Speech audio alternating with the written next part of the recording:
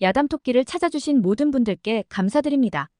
구독, 좋아요, 알림 설정은 무료이며 저희에게 큰 힘이 됩니다. 그럼 재미있는 야담 이야기 지금 시작합니다. 옛날 조선시대 한 아름답고 지혜로운 여인이 있었습니다. 그녀의 이름은 연희였고 그녀는 명문가의 자제로서 자라왔습니다. 부모님을 일찍 여의고 홀로 남겨진 그녀는 집안에서 물려받은 재산을 관리하며 고요한 삶을 이어가고 있었지만 점차 시력을 잃어 세상을 제대로 볼 수 없게 되었습니다. 연희는 안타까운 마음에 어떻게든 다시 눈을 뜨고 세상의 아름다움을 볼 수 있기를 바랐습니다. 그러던 중 마을에서 명성이 자자한 의원이 있다는 소문을 듣게 되었습니다. 그는 어느 병이든 고칠 수 있다는 능력을 자랑하며 마을 사람들 사이에서 유명한 인물이었지요. 연희는 자신의 시력을 되찾고자 그 의원을 찾아갔습니다. 의원은 연희의 상황을 듣고는 곰곰이 생각하더니 치료를 제안했습니다. 마님, 제가 이 눈을 치료해드리겠습니다. 다만 치료가 끝나고 눈이 나으시면 그에 맞는 보수를 주셔야 합니다. 만약 제가 고치지 못한다면 보수를 받을 생각은 하지 않겠습니다. 연희는 그 조건을 받아들였습니다. 좋습니다. 제 눈이 완전히 나으면 날있게 제 재산을 나누어 드리겠습니다. 하지만 눈이 나아지지 않는다면 저는 날있게 한 푼도 드리지 않을 것입니다. 이리하여 그 둘은 서로의 약속을 굳게 맺었습니다. 의원은 매일같이 연희의 집을 찾아와 약을 바르며 치료를 시작했습니다. 처음에는 성실해 보였던 의원이었지만 점점 그의 마음속에 욕심이 자라기 시작했습니다. 연희가 거의 앞을 보지 못한다는 것을 알고 있는 의원은 그 상황을 이용하기로 결심했습니다. 치료를 하러 오는 매일 그는 연희의 집안 곳곳을 돌아다니며 귀중품을 하나둘씩 슬쩍하기 시작했습니다. 금으로 장식된 상자, 값비싼 도자기, 그리고 가구들까지 그의 손이 닿는 곳마다 사라지기 시작했습니다. 연희는 시력이 거의 보이지 않다 보니 의원의 행동을 전혀 알아차리지 못했습니다. 의원은 점점 더 대담해져서 연희의 집안 귀중품들을 훔치는데 주저함이 없었습니다.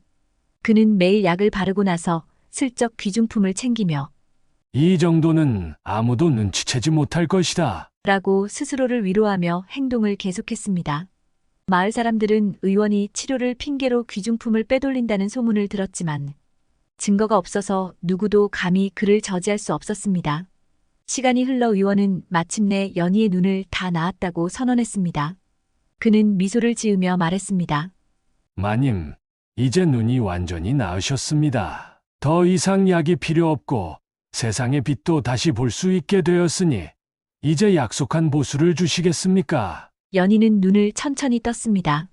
처음에는 여전히 흐릿했으나 시간이 지나면서 점차 밝은 빛이 들어오기 시작했습니다. 그러나 그녀는 곧 이상한 점을 느꼈습니다. 분명 집안 가득 있던 귀중품들이 보이지 않았습니다. 화려한 가구와 장신구들이 있던 자리는 텅 비어 있었고 집안이 마치 무언가에 털린 듯한 느낌이 들었습니다. 의원은 연희가 눈이 나았다고 선언하며 보수를 요구했지만 연희는 조용히 그를 바라보며 말했습니다. 의원 날이 제 눈이 나았다고 하시지만 제 눈에는 아무것도 보이지 않습니다. 왜 집안에 있어야 할 가구와 보석들이 사라졌습니까? 내가 눈이 정말로 나았다면 그 모든 것들이 보일 터인데 지금 내 눈에는 아무것도 보이지 않으니 저는 아직 완전히 낫지 않은 듯합니다. 의원은 그 말에 당황했지만 침착한 척하며 대답했습니다. 마님, 무슨 말씀이십니까? 제가 확실히 치료를 끝냈고 분명히 눈이 다 나으셨습니다. 보수를 주셔야 하지 않겠습니까? 하지만 연희는 눈에 띄게 변한 집안을 둘러보며 단호하게 말했습니다. 제가 말했지요. 제 눈이 다 나으면 보수를 드리겠다고. 그런데 내 눈으로는 집안이 비어있는 것만 보이니 나리의 치료가 완전히 끝났다고 할 수 없겠지요. 이 말에 의원은 더 강하게 주장할 방법이 없어지자 결국 진실을 감추려고 더 큰 소리를 내기 시작했습니다. 아니, 마님. 분명 눈이 다 나았으니 보수를 주셔야 합니다. 의원은 화를 내며 보수를 강요하려 했습니다. 하지만 그때 마을 사람들이 연희의 집으로 모여들기 시작했습니다. 사실 연희는 의원이 집안 물건을 훔쳐간다는 사실을 마을 사람들에게 들었고 의원을 잡아내기 위해 그들의 도움을 받은 것이었습니다. 마을 사람들은 이미 상황을 지켜보고 있었고 그가 귀중품들을 훔친 것을 모두 증언하기 위해 모여들었습니다. 연희는 차분하게 말했습니다. 의원 나리 제 눈은 이제 나았습니다. 그런데 나리께서 탐욕에 빠져 나의 집안 귀중품들을 훔쳐가셨지요. 나리의 행동을 마을 사람들이 모두 지켜보았습니다. 이제 진실을 밝혀야 할 시간입니다. 의원은 그제야 자신의 죄가 드러났음을 깨달았고 더 이상 변명할 방법이 없음을 느꼈습니다. 마을 사람들은 그를 강제로 끌고 가며 훔쳐간 물건을 모두 돌려놓도록 했습니다. 결국 의원은 마을에서 큰 벌을 받게 되었고 그의 탐욕은 그를 몰락으로 이끌었습니다.